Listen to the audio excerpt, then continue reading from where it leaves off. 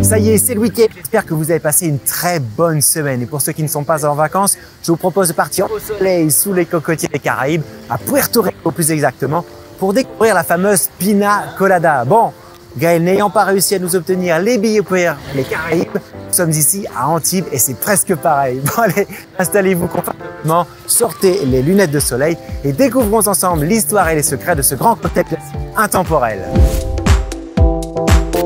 Pour réaliser la Pina Colada, il vous faut un rhum de Porto Rico blanc ou brun, du jus d'ananas fraîchement pressé, une crème de coco ou une purée de coco. Ce cocktail nous fait rêver car il incarne les vacances, le soleil, les plages de sable fin.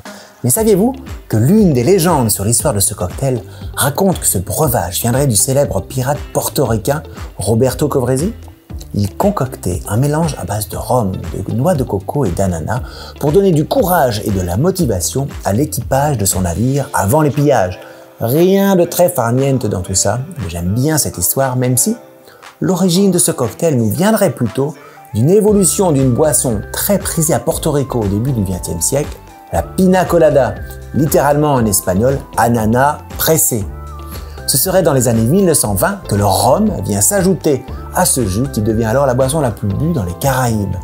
La coco, quant à elle, aurait fait son apparition dans les années 1930, mais c'est seulement en 1954, le 15 août précisément, au bar Beachcomber de l'hôtel Hilton de San Juan, que la recette que nous connaissons tous aurait vu le jour.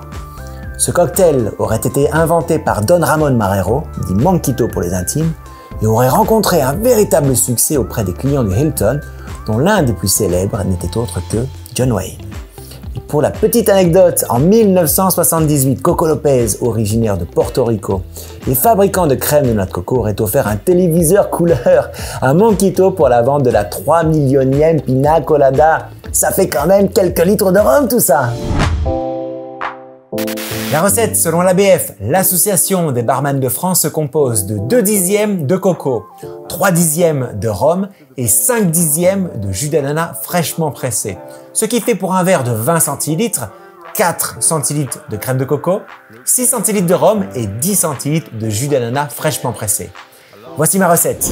La méthode shaker ou blender, à vous de choisir, tout dépend des ingrédients que vous utilisez. Moi j'utilise de la purée de noix de coco. Je préfère donc utiliser le blender pour assurer une meilleure homogénéité et ensuite je mélange le tout au shaker pour bien le refroidir. Donc ma recette, temps pour temps de jus d'ananas fraîchement pressé et de purée de noix de coco. Pour le Ron, R-O-N, le rhum hispanique, j'ai sélectionné pour vous le Bacardi vieilli 4 ans sous le climat tropical des Caraïbes. Anero Quattro est un spiritueux vif avec des notes de vanille, de miel et d'épices. Les proportions pour 6 centilitres de Bacardi Anero Quattro, je verse 12 centilitres du mélange, temps pour temps coco et ananas. Ensuite, on refroidit le cocktail au shaker avec, comme toujours, beaucoup de glaçons pour un maximum de fraîcheur. Et on n'oublie pas de retirer ce qu'on appelle la glace perdue. Vous connaissez la chanson désormais. Et on s'amuse!